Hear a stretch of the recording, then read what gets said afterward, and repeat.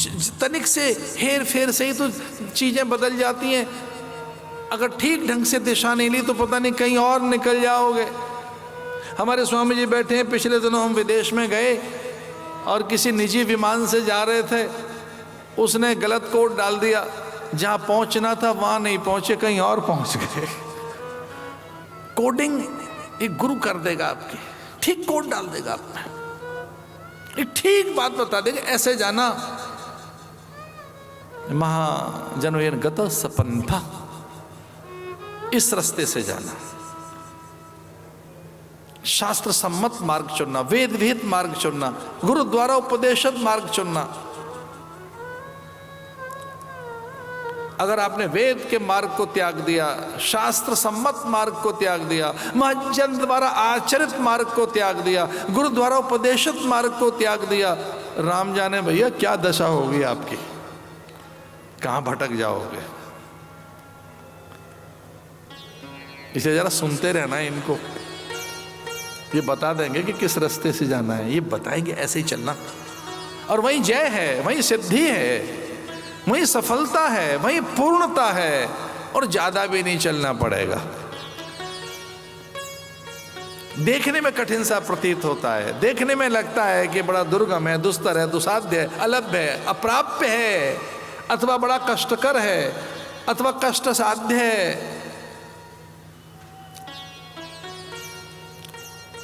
जितना सरल सीधा निश्चल और जितना आनंदप्रद सुखप्रद अध्यात्म मार्ग है, उतना प्रपंच का मार्ग नहीं है ना। देखो तो सही क्या मस्ती है यहां पर, आध्यात्मिक आनंद है, एक सुख है, एक निर्भरता है, आत्मतृप्त सी है, मन सदा हुआ है, दृष्टि प्रदान करता है। इसलिए सौनक आदि 88,000 ऋषियों ने जब सूत जी को देखा तो दृष्टि की याचना की उन्होंने। ये भागवत की बिल्कुल आरंभ में आता है। प्रणाम करते हुए ये देखकर, ये महामती सूत है, एक गुरु के आगमन को देखकर 88,000 ऋषियों के बीच में बैठे उनके प्रतिनिधि सौनक ने यही तो बात कही गुरु को देखकर। अज्ञान ध्वांत विध्वंस कोटि सूर्य संप्रभ सूताख्याहि कथा सारम मम कर्ण रसायनम। करोड़ों सूर्य जैसा प्रकाश गुरुदेव आपका है।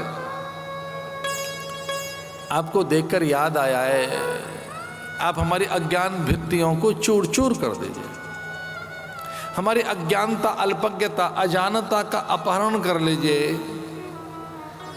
जो हमारी अज्ञान भित्तियां हैं इनको तोड़ दीजिए।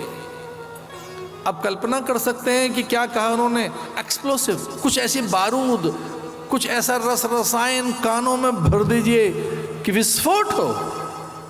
अज्ञान ध्वांत विध्वंस।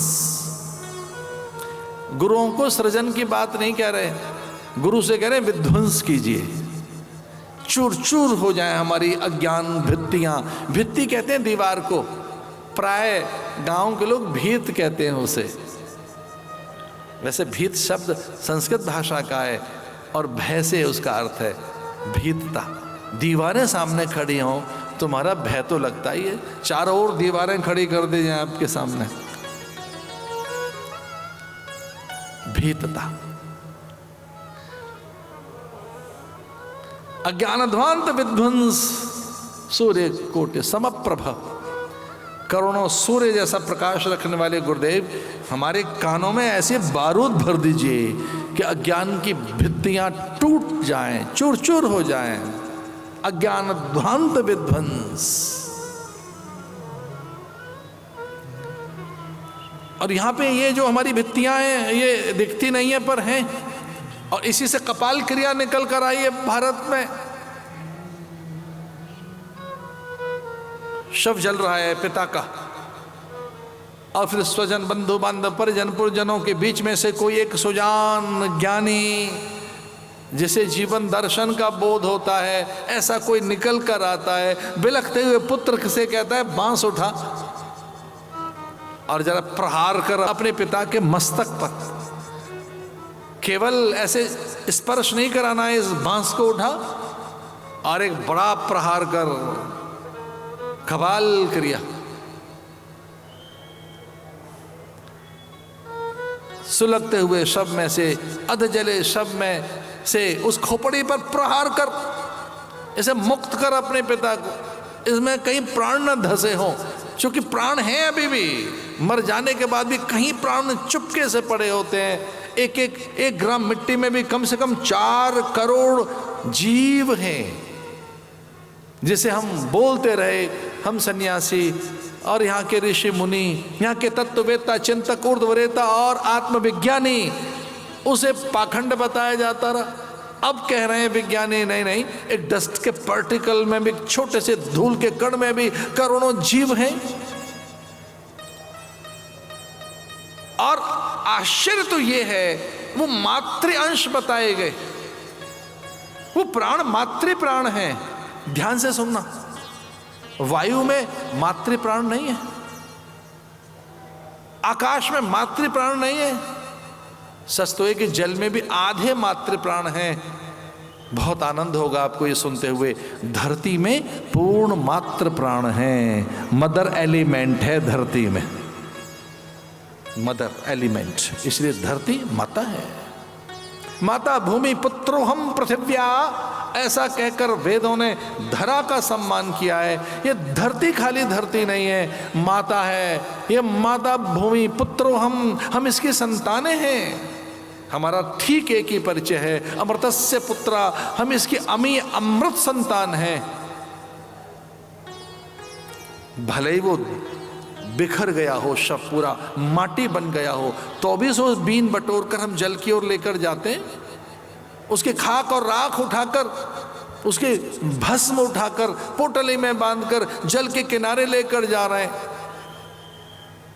कि भैया ये मर तो गया, अब इसकी कपाल क्रिया भी हो गई है, अब देह भी नहीं बची है, अब कुछ मुट्ठी राख बची है, अस्थियां भी चूर्ण बन गई हैं, फिर भी बीन बटोर कर और पुण्य सलिलाओं में लेकर जा रहे हैं। इतने से ही काम नहीं चल रहा है, सूर्य की किरणों के साथ आत्मसात करती उसकी भस्म अंबर में उड़ जाती है, उसके बाद भी जीव कहीं है।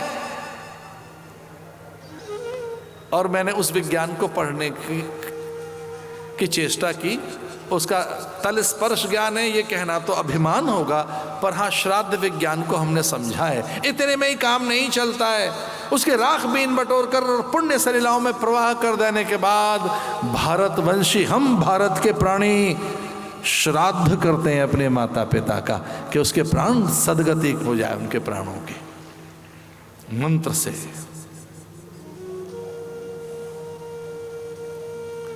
अज्ञान ध्वांत विध्वंस, कुछ ऐसा कानों में सुनाइए, कुछ ऐसी कथा सुनाओ कि अज्ञान की भित्तियां चूर चूर हो जाएं और हमें दिखने लगे।